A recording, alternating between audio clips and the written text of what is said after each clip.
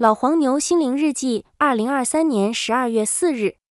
昨天和今天这2天以来，为哥哥远程疗愈的经历真是非常神奇，真是惊喜连连，令人不敢相信。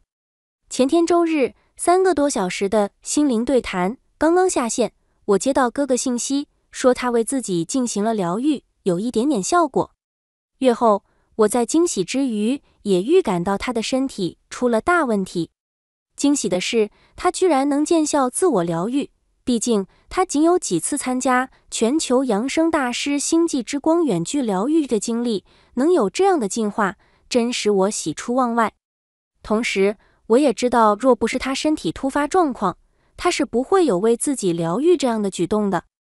我有如此准确的判断，是由于前一段时间，他2颗牙齿剧烈活动与疼痛难忍，在我帮他疗愈痊愈之后，就因为忙着照顾小孙女及忙家务，很少联系了。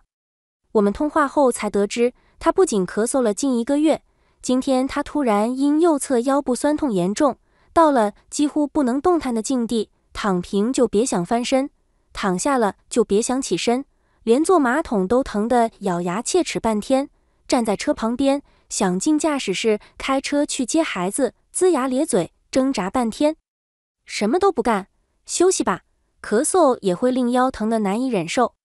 哥哥还向我介绍说，他的这个腰疼病不是初犯，10几年前有过相同的体验。肾疼导致腰疼，没有什么特别治疗方法，只能卧床静养，等待肾疼消失。上次病发需要10几近20天。这次的疼痛来势凶猛，感觉情况不妙。大家都知道，人有2个肾，肾的大小就和其拳头大小一般。假如从肚脐平衡地画一条线到后腰，再往上去4根手指的位置，在脊柱的旁边就是肾的位置，肾也随着呼吸而运动。因此，他肾的剧烈疼痛导致他改变身体姿势变得异常困难。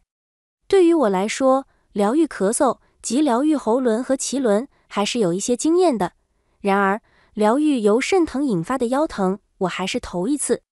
根据肾所处的位置，我只知道肾脏属于心轮和太阳神经丛轮之间。于是我确定了自己的疗愈方案，以疗愈哥哥的咳嗽为主，即主要疗愈喉轮和脐轮。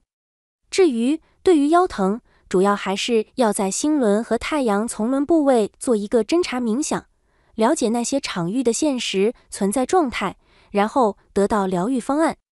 换句话说，这次疗愈冥想不做治疗腰疼症状。女儿要求参加大舅的远程疗愈之后，我为哥哥大概讲解了一下，在我疗愈的过程中，他应该如何配合我。1个小时左右的疗愈后，我看到哥哥发出的信息结束了，好多了，非常非常感谢妹妹大师的远程疗愈，也感谢她女儿的名字的远程疗愈，谢谢。第2天早上，我与哥哥通话后，了解到他的咳嗽几乎痊愈，这真是令我喜出望外。我没想到仅仅1次疗愈，咳嗽几乎被速战速决，太神奇了。然而，他的腰疼没有任何改善，这是意料之中的。这就好比病人去医院刚刚拍了一个片子，医生根据片子刚刚确定运用什么治疗方案一样。我通过天眼被开启以及心电感应，了解到第2次疗愈要怎么做了。他每天早晚各1次宣读2023年11月29日大天使拉斐尔的传导找回内在力量的方法中的3个咒语。我需在晚上同步为哥哥做心轮和太阳神经丛轮以及右侧肾的疗愈，还需呼请拉斐尔大天使和迪瓦尔库尔大师的疗愈。第2次半个小时的疗愈结束后，我们哥俩通话。我问感觉如何，他兴奋地说，感觉好多了。太好了，你能自如活动了。我从疗愈前就躺在这儿，现在还躺着呢。你说感觉好多了，你都没有动弹，怎么知道你好多了呢？我感觉好多了，不过以前移动太疼了，现在想起来就害怕，不敢起来。你要坐起来，先实际试一试，才能真正知道自己是否被疗愈好了。太棒了，我站起来了。站起来时，感觉怎么样？感觉还有一点点酸疼，但比疗愈前感觉好太多了，真是好太多了。我的内心一阵感动，说：深深的感恩。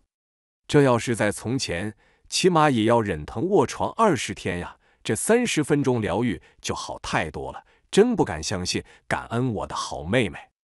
我也感谢你的配合，我亲爱的哥哥。接下来，哥哥的生活基本恢复正常，腰不过还是有一点点酸疼，他很知足，他的精神振奋，心情愉悦。我通过天眼和心电感应，清晰地了解到对于哥哥远程的疗愈，前方是光明的，道路是充满着挑战的，我会一如既往，以基督合一的意识，在疗愈哥哥身上的症状之外，也适时地提升他对神圣意识的觉知。感恩大天使拉斐尔。